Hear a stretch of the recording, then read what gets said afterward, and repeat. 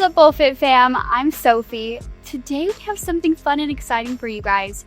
We are here at Combat Arts in Salt Lake City.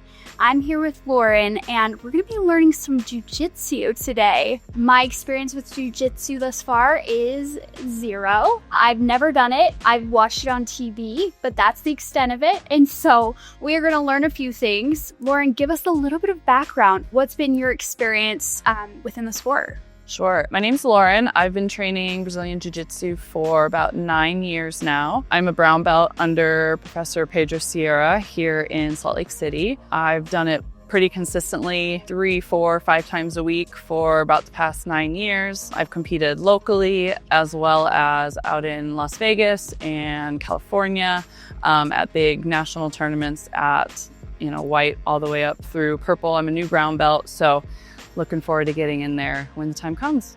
I'm nervous, but I'm excited. Let's talk a little bit more about what we're doing today with this challenge. So for today's challenge, I have been tasked to go up against Lauren and try to hold my own for 30 seconds. Yes, you heard that right. 30 seconds against her.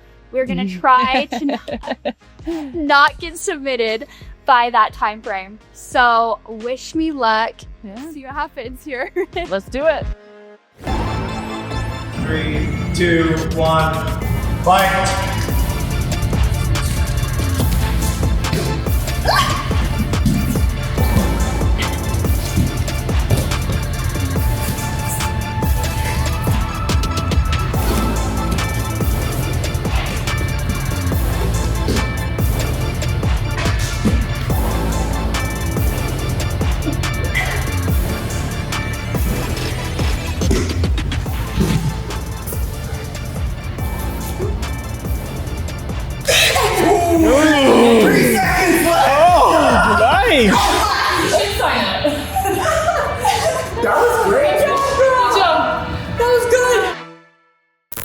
All right, guys, first fight is in. Let's just say that 30-second round, I did not last as hard as I tried. Lauren is a beast. I would absolutely love to learn a little bit more from you before we try that again. Let's get into a bit of the fundamentals. Sure. If someone's interested in getting into jiu-jitsu, what's something that they could be practicing at home or learning for maybe even self-defense that they could start to apply and use? Absolutely. You did great, by the way. Nice and scrappy. You were moving well. Yeah, definitely think you should sign up. I think jiu-jitsu would be great for you. Jiu-jitsu, especially new beginners to the sport, a lot of the initial things that we're learning are basic defense moves to keep yourself safe. The offense and the attacks come, in the future, but starting at ground zero, white belt level, a lot of it is just kind of basics for avoiding getting into dangerous positions. The first thing I would start with would be grip fighting. So before we engage here, a lot of the engagement is going to probably be some of your wrestling positions, collar ties here, grip fighting on the wrists. So things that you can do if I'm going to be coming in on a collar tie like this, you want to keep your posture. You may even want to shrug your shoulders a bit to kind of hide your neck, right? And then you want to be trying to pop this off. So maybe there you can also come in and push up, right? Yep. Or another way that you can do that would be to shrug this shoulder here. You're going to shrug towards the camera. Yep. And then you can kind of come in and grip it here to break it away. Okay. There's kind of a basic collar tie defense. The other attacks that we may use from here are grips, whether that be a same side grip or a cross grip.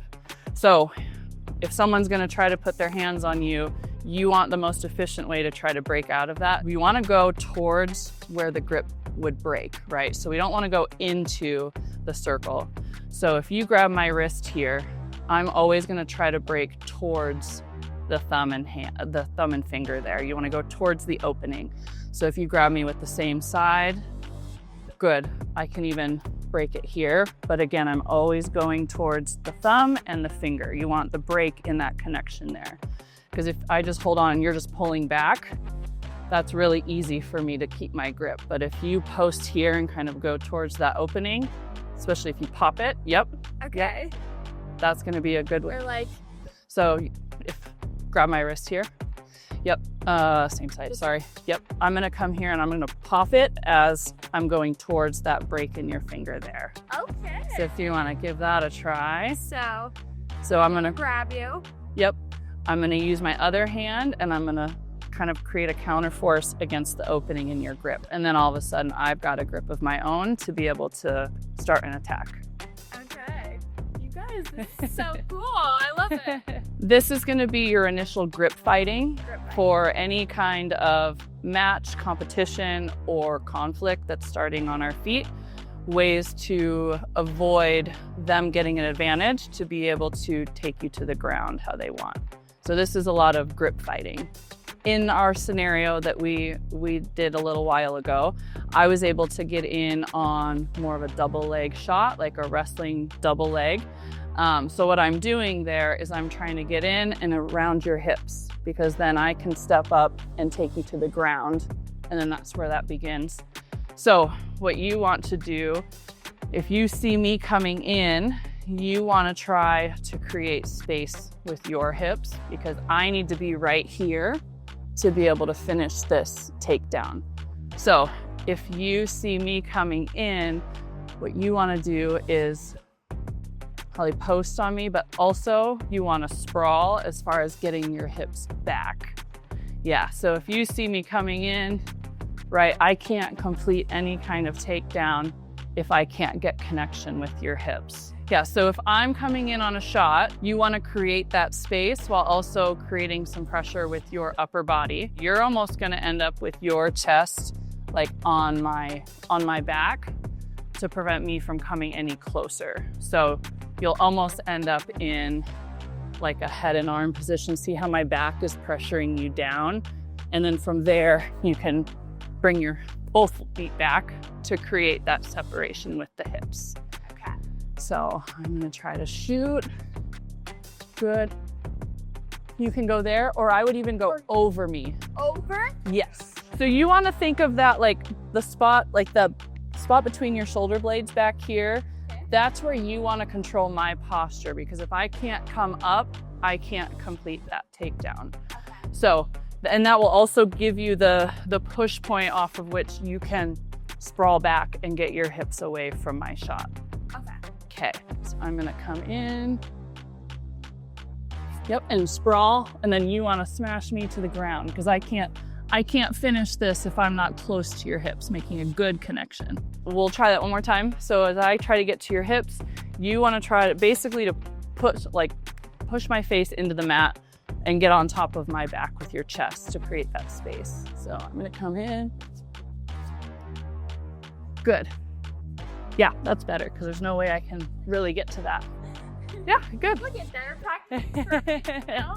All right, so we're gonna come in here. Good, yeah, really good. And then that sets you up to be in a position where now you are able to get more to my back, which is definitely an advantage for you.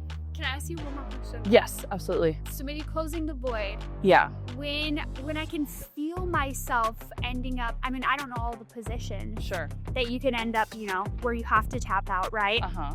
But when I can feel that it's transitioning that way, that I'm losing any type of potential or control that I could have, is there any tips, techniques at that point?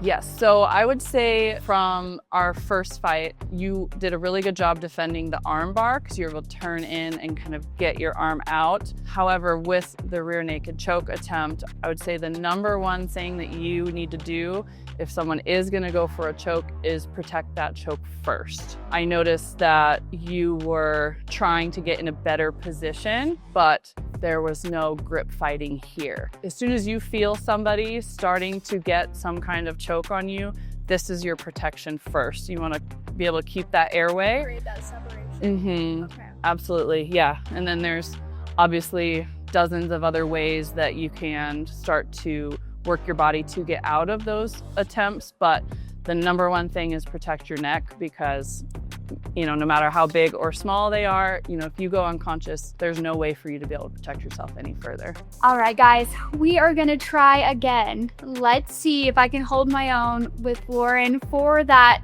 full 30 seconds. Now that I've have a couple tips and tricks, learned a few techniques, let's see what happens. Let's give it a go. Let's do it. Fight.